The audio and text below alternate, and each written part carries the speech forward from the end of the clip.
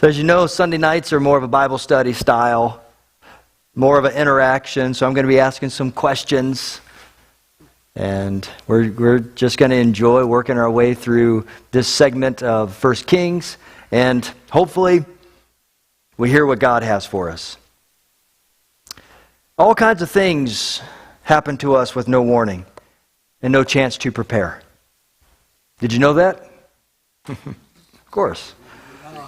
Yeah, we know. You know, for some, they find themselves in early retirement. Others disabled by an accident or rejected by a lifelong friend.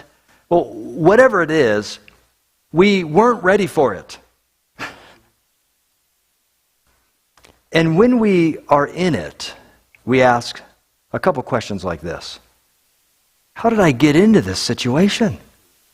I wasn't prepared for it. Can't I take a break and lie low for a while? Have you ever had an unexpected situation pop up and in the midst of it, you know that you can't just stop everything, but you want to. You just want to take a break. Lord, it's just too much right now. Maureen, it's good to see you back. And I think of you here too. An unexpected tumble caused some things to happen that you weren't expecting. And I can imagine you saying, how did I get into this situation? And many of us, we've probably all have gone down this road before. Well, the prophet Elijah, he shared the same feelings and the same confusion and the desire to escape after what was probably his greatest victory. And we do that sometimes, I think. Unexpected event pops up. Something happens, terrible, and we want to escape. How did I get myself in this situation? I just want out. Just let me lie low for a while. Give me a chance to walk away. But we can't. We're stuck in it. Elijah was in the same predicament. Same feelings. And here he was at his greatest victory. And something happened to him that made him run. And when he was at his lowest point, yet he was not beyond the reach of God's care and mercy. Let me set the scene here. Ahab, one of the worst kings in Israel. According to 1 Kings 16:33, he did more to provoke the Lord God of Israel than all the kings of Israel who were before him. Well, Ahab married Jezebel.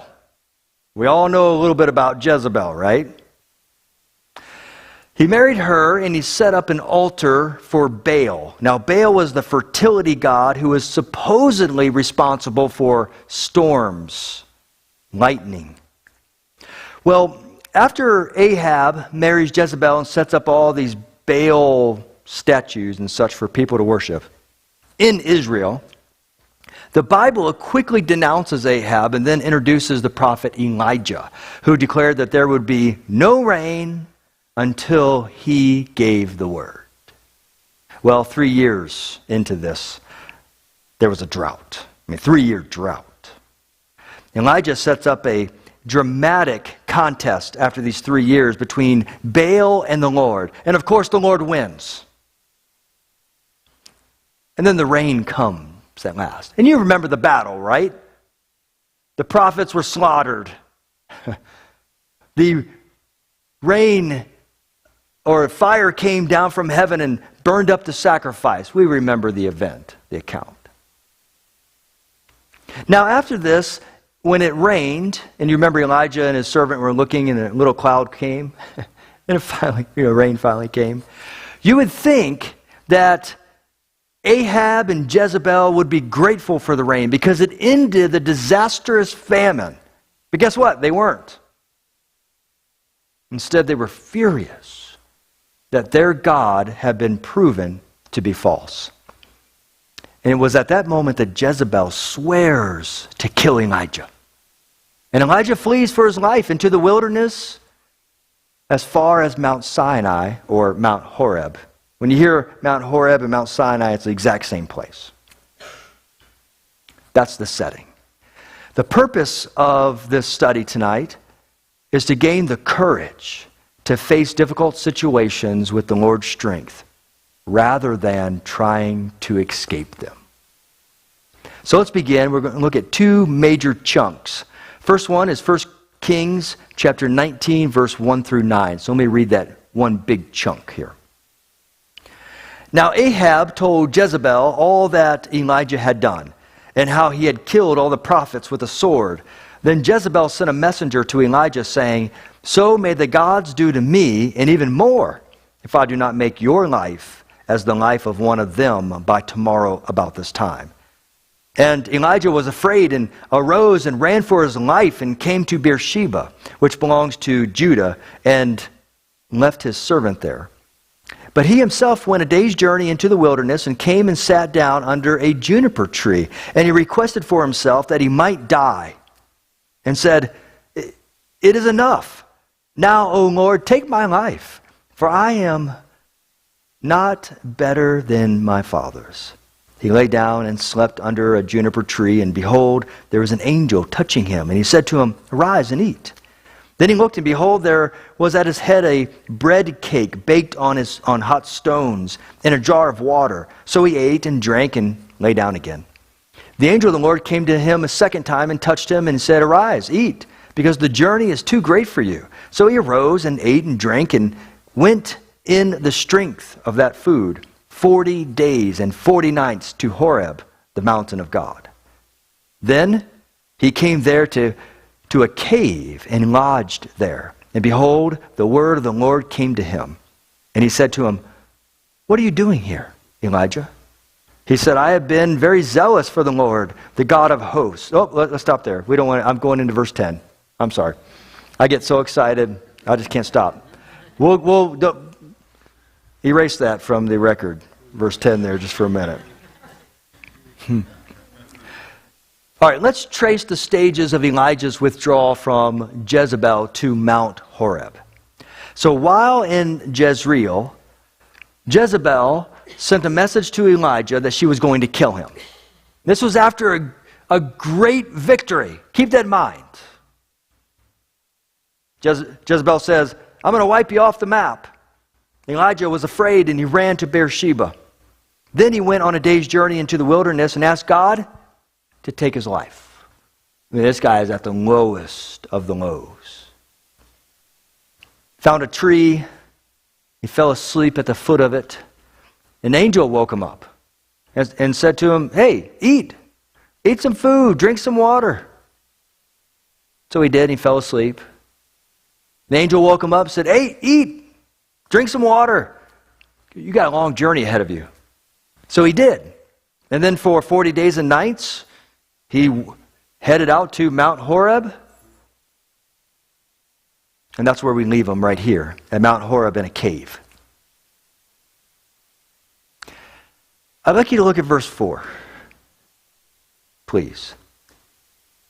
And how would you explain Elijah's prayer here and his mental and emotional state? Let me read verse 4 again. How would you explain this prayer, his mental and emotional state?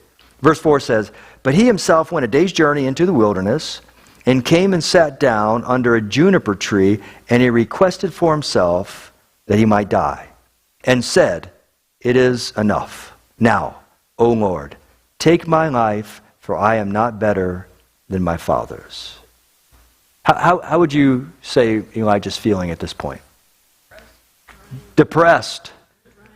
Drained. Exhausted. Yeah. Any other thoughts? I think he sees the victory and then he sees a challenge again, and a victory and then a challenge again. So he's like, "Man, when will it end? Oh, that's good, yeah. When do we stay at victory Yeah. in this life?" And that's when the challenge, I think. Victory, challenge. Victory, challenge, victory, challenge. And it must have been exhausting, that victory. Yeah, good point. Larry? I think that in his mind over these years that he felt like this was the most exciting time coming. You're going to see the restoration of Israel where they belong. And he just had this confidence, here we are. Felt like God had promised it somehow. couldn't figure out what in the world was. Yeah, good observation. Good observation. Let me point one more thing out in verse 4. If you notice towards the end there, he says, I am not better than my fathers. Do you think he felt like a failure? Yeah. Even after that great victory, he felt like a failure. Unworthy. Yeah. You ever felt that way? His fathers would be like Moses, they ran, so Yeah, his fathers, all the patriarchs, yeah. I think so. Yeah. You ever felt that way? Like a failure? Especially when you thought you were doing something good for God? That's how Elijah felt, doing something good for God. He's showing the nation that God is God and Baal is not. And he did. But then Jezebel threatens his life and he runs. And he feels like a failure. A failure because he ran. A failure because he wants to give up. A failure because a major conflict came and he just couldn't handle it anymore. Yes, Tom. I find it strange that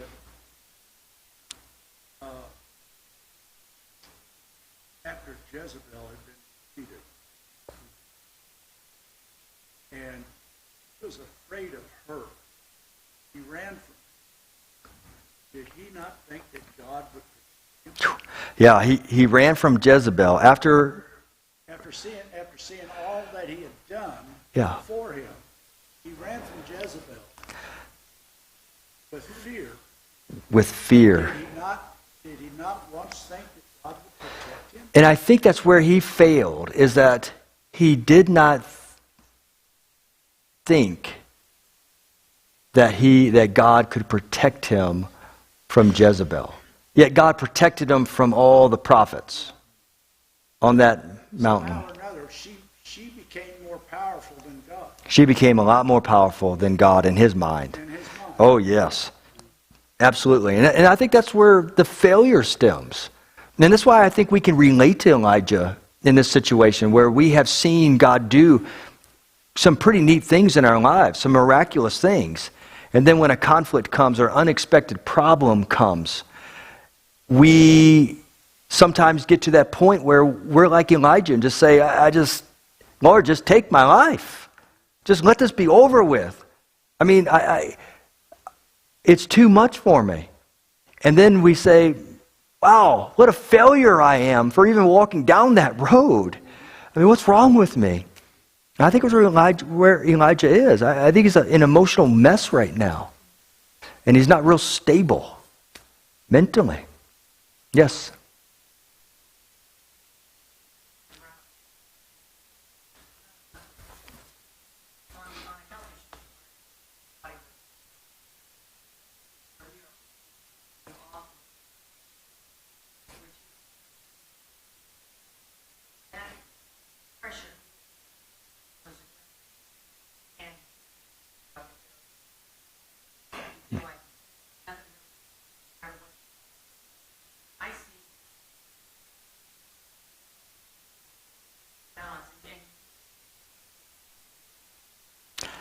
Yeah, but this is I hear what you're saying, but this is well over 40, 50, 60 days. You'd think the poor guy would have pulled out of this by now, but he was stuck in this slump of failure for a long time. Yeah. Well, Elijah prayed to die. But if you notice that God didn't take his life, because he asked God to do it. And God basically said, no, that's not going to happen. And in verses 5 through 8, you'll notice that God did something else.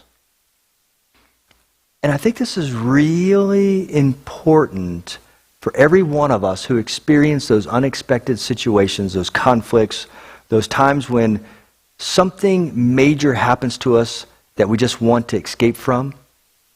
We notice this is what God did in verses 5 through 8. The Lord knew what Elijah needed at that very moment. And he provided him 3 things: food, water, and rest. That's the big deal in verses 5 through 8. Food, water, and rest. When trouble exhausts us, we often overlook the fundamental needs of food, water, and rest. Now, we may consider the spiritual side of things more so than the physical side of things, but we got to be careful not to neglect that we are also physical beings. And as a result, we can exhaust ourselves further if we don't supply what this physical body needs. And God recognized that. Out of all the things that God could have said to Elijah, all the great spiritual divine things that could have been given to Elijah, God sent an angel to provide food, water, and he let him rest. Maybe we can get so spiritual that we forget that we are also physical and that the body needs certain things to function well. Trouble in life can wear the body down, and that can negatively affect how we react to God. And I think that was one of the problems that Elijah was likely facing, was that he had worn his body down to the point that he negatively affected his spiritual position. Now, let me explain that just for a moment. Tell me if you know what I'm talking about here.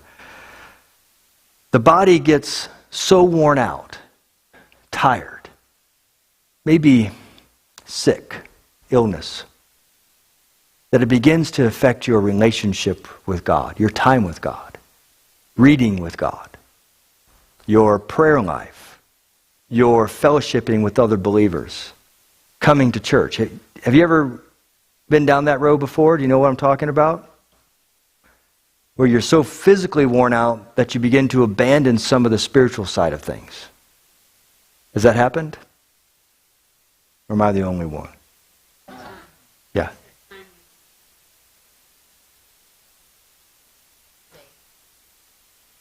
Yes. We need to call on brothers and sisters in the Lord and say, help me. And we need to rest, right? We need to nourish ourselves. We need to regroup with our body. Jim, did you have something? Elijah, filled with the Spirit, and he ran down that mountain. Where did he run to, and how far did he go, and he beat the chariot, correct? Mm-hmm. Right. He must have had a really emotional high. Oh, my goodness. Physically worn out. Yeah, absolutely. And I think we need to consider that here. I think that's part of the account. Bill? Verse 3, he leaves his servant.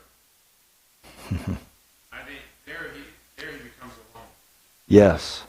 That's a big turning point. And he really starts going downhill because he doesn't have somebody who's been with him.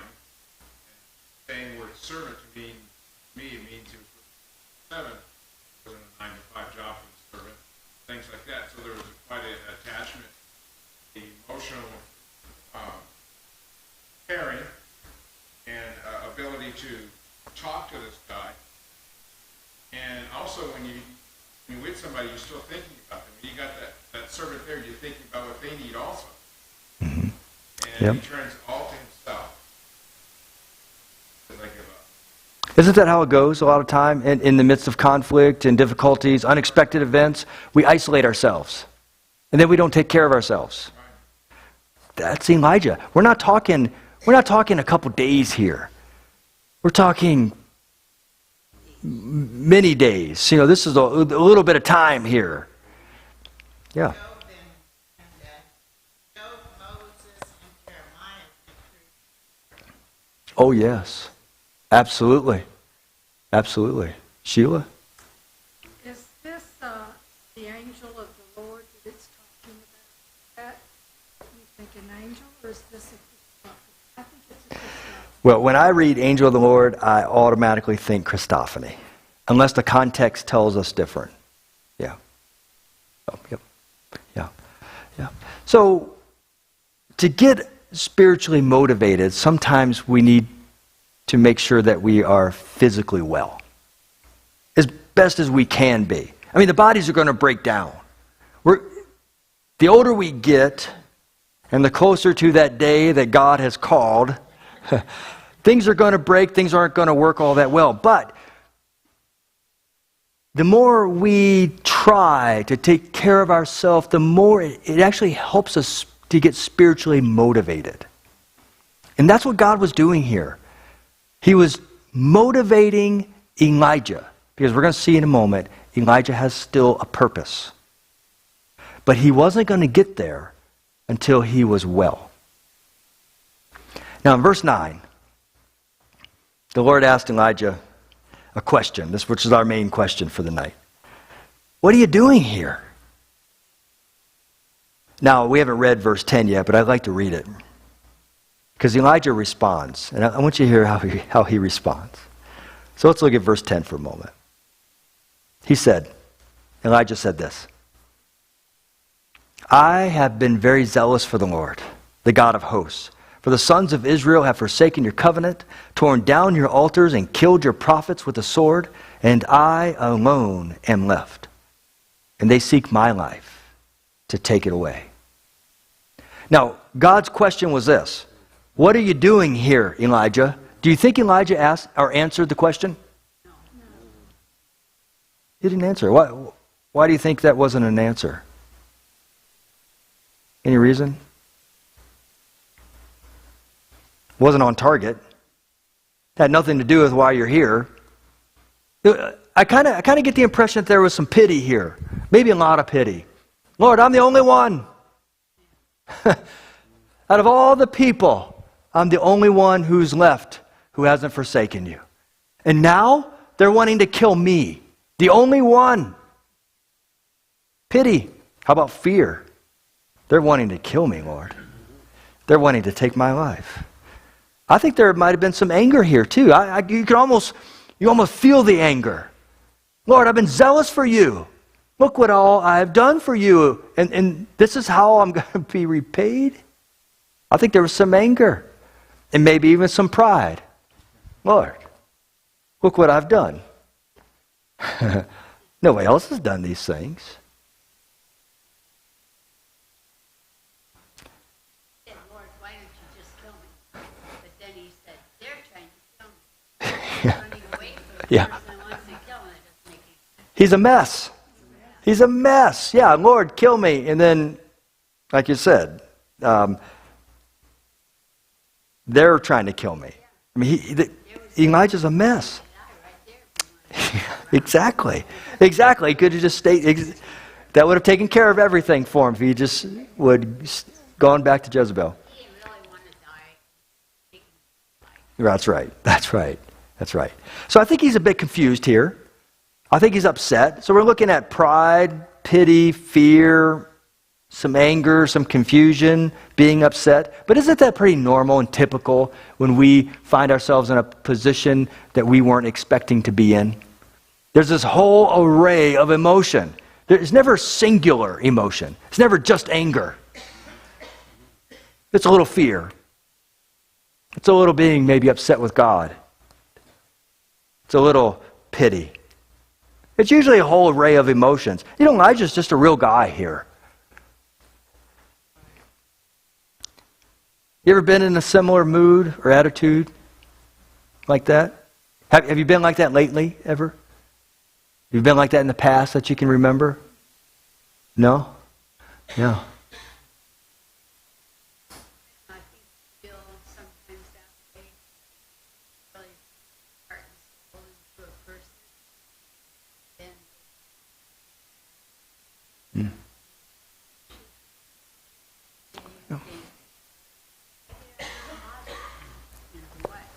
why is they being so awful toward me?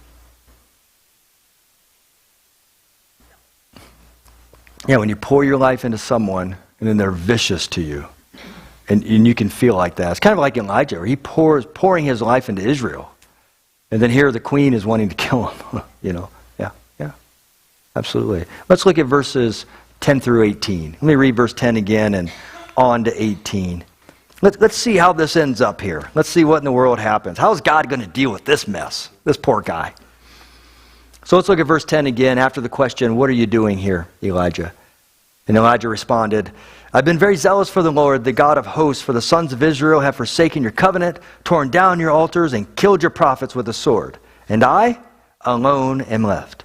And they seek my life to take it away.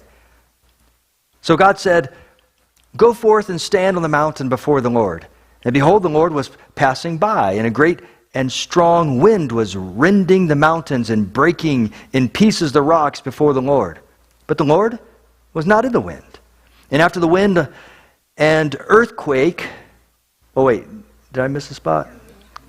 No, I'm right, okay. And after the wind and earthquake, but the Lord was not in the earthquake. After the earthquake, a fire, but the Lord was not in the fire. And after the fire, a sound of a gentle blowing.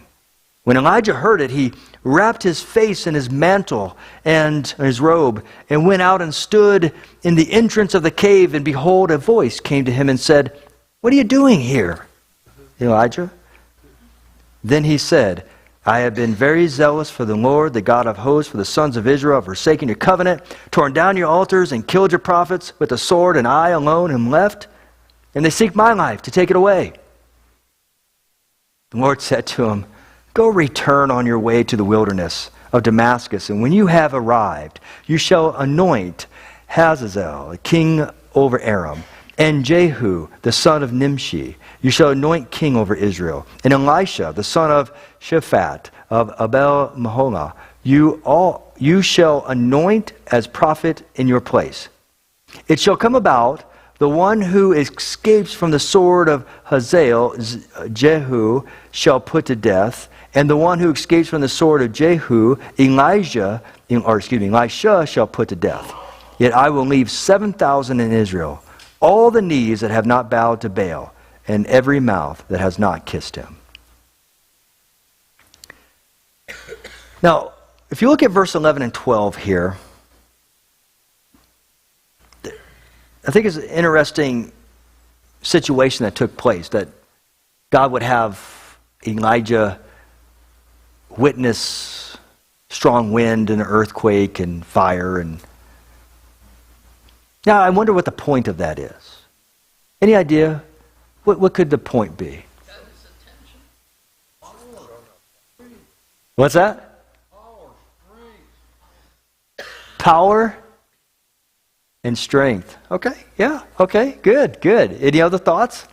Well, the Lord's not in it. He felt it, but the Lord isn't affected by it. So the Lord's showing us, look, I can. It doesn't affect me.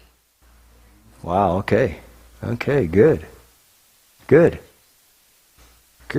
I think. say Elisha was fearful. No, Elijah, he wasn't fearful, it didn't say. Just kind of standing, he was on top of this mountain, which is Mount Sinai. He's in a cave. He's watching and hearing all this going on outside. Yeah. Well, let's suppose for a moment that you were Elijah, okay? And God had you stand at the mountain, at the opening of the cave, and you saw and heard all those events of verses 11 and 12. What do you think your reaction would be? Just put yourself, if you can, in Elijah's feet. Elijah's sandals, I should say. And you're alone. You're fearful. There's a lot of pity, maybe some pride, there's some anger, some confusion there.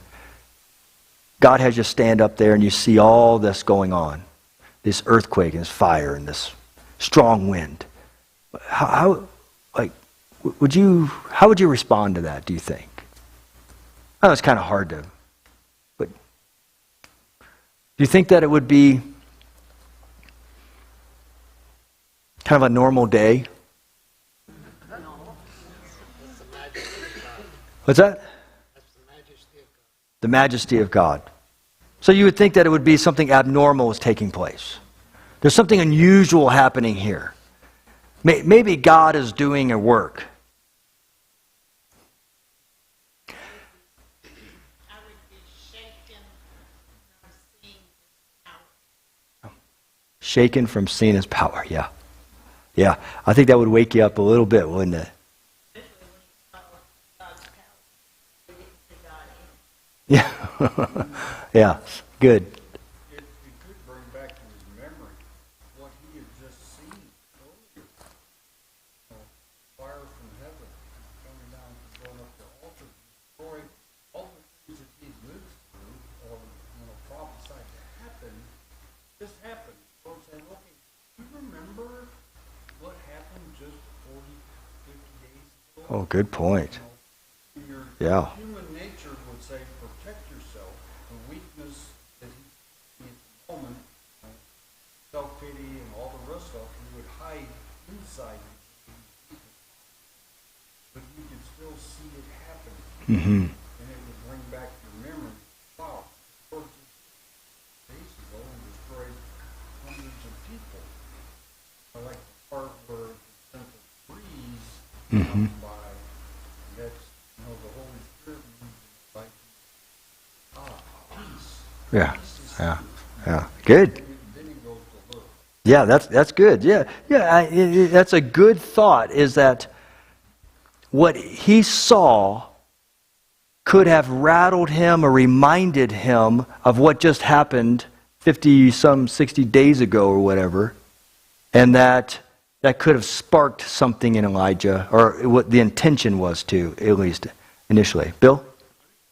Refocus. I think he's right on there. This is God refocusing.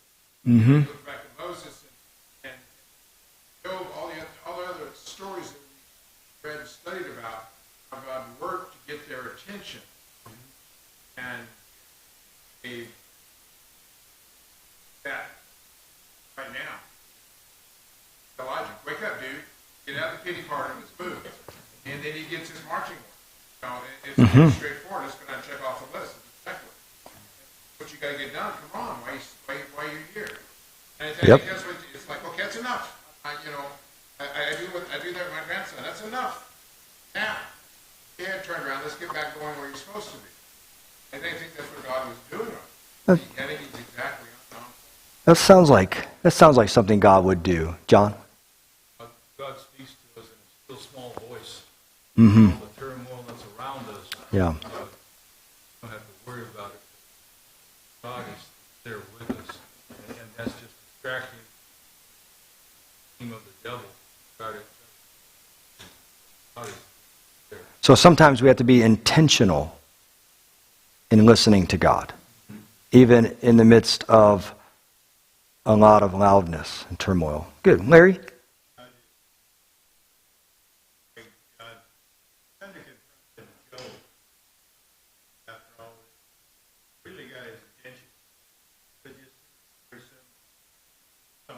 Yeah, very good.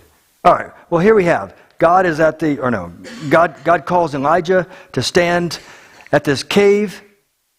He's hiding himself in his robe. And after this dramatic series of natural events, there's this gentle whisper. It was quiet. Elijah then heard the same question. What are you doing here? Wouldn't you expect Elijah to answer differently than what he had already answered? But he didn't. He answered in the exact same way. The anger, the confusion, the fear, the pity, the pride, same thing. It seems at this point nothing's changed.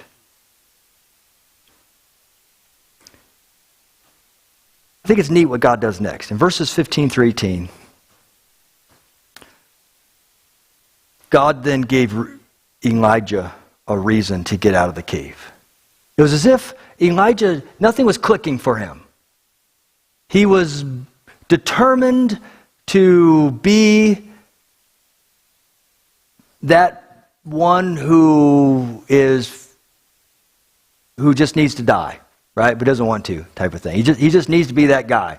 He's determined to give up, determined to want it to end.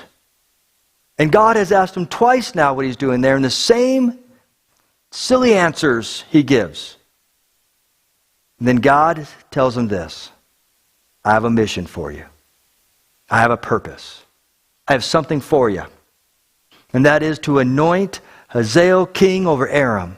Anoint Nimshi over Israel. anoint Elisha as prophet, and they're going to take care of business. But I want you to go and do these things. You know, I think that when we get into troubled situations, the Lord may encourage us to beat the exhaustion with food, water, and rest. Then He may do some pretty wild, miraculous things. Whether we see it or not is up to us. And then He may remind us of the mission and the purpose we still have. And out of all the things that happened to Elijah, the earthquake, the wind breaking the rocks, the fire, all these things, the most important of it all was God's gentle voice reminding Elijah that he still had purpose. And that's something that every single person who belongs to God must never forget. There can be a great victory for the Lord. Jezebel threatens to kill us and we run.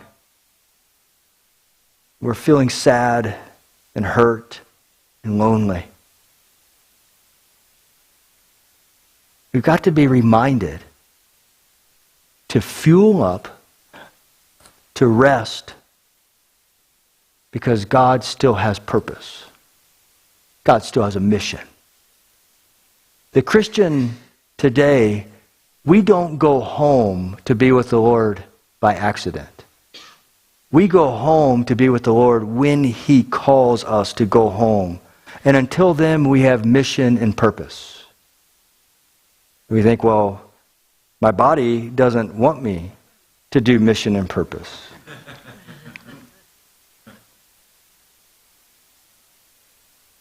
Sometimes we just have to find that little cave. And we've got to stand and listen, and just listen to what that mission and that purpose is. In the midst of the loud, roaring wind, with all the fire and the earthquakes, push that to the side for a moment and ask God, what is the purpose? What is my mission? What do I have yet to do? What can I move forward with for the glory of God? What kingdom work is still yet before me? Elijah never asked that. And that's why he was so miserable. But God made it very clear to him. And do you know what Elijah ended up doing? The mission. And you know what awesome things Elijah got to be a part of? This man ended up going up in a chariot of fire to heaven. Wild stuff that Elijah got to be part of because he got refocused on the mission. And we Christians, we still have a mission. And that mission is all about the kingdom. You get off track, get your body as healthy as you possibly can. And while you're getting healthy, find out what the mission is. And get moving on the mission. God's not done with you yet. 6:54. Why don't we go ahead and close up on that thought, okay? Heavenly Father, thank you, Lord, for what you have to say here with Elijah. Because I think it's easy, God, to lose the understanding of mission with you. That not only are we your adopted children because of what Jesus Christ did on the cross, but we are also part of the kingdom. And even, Lord, what you spoke of in 1 Corinthians 12 and Romans 12 with the spiritual gifting, in Ephesians 4, you have provided your people what is needed to complete the mission. And there's no doubt, God, that we get locked up in self-pity and fear and confusion and anger and being upset. That we ask you just to take us home. Let it be over. maybe more of us need some of these Elijah experiences. After the fire and after the wind and after the earthquake, that we are reminded of the mission. And maybe, Lord, maybe there's many of us here that need to ask the question, what are you doing here? Just in life, locked up in a cave, fearful, in a hole in a mountain, when we have a mission in this world. Lord, tell us, remind us, encourage us, push us towards the mission just like you did with Elijah. We need the purpose back. We're ready to listen. In Jesus' name, amen. Have a wonderful, wonderful evening. And I'll see you soon. If not soon, I'll hear.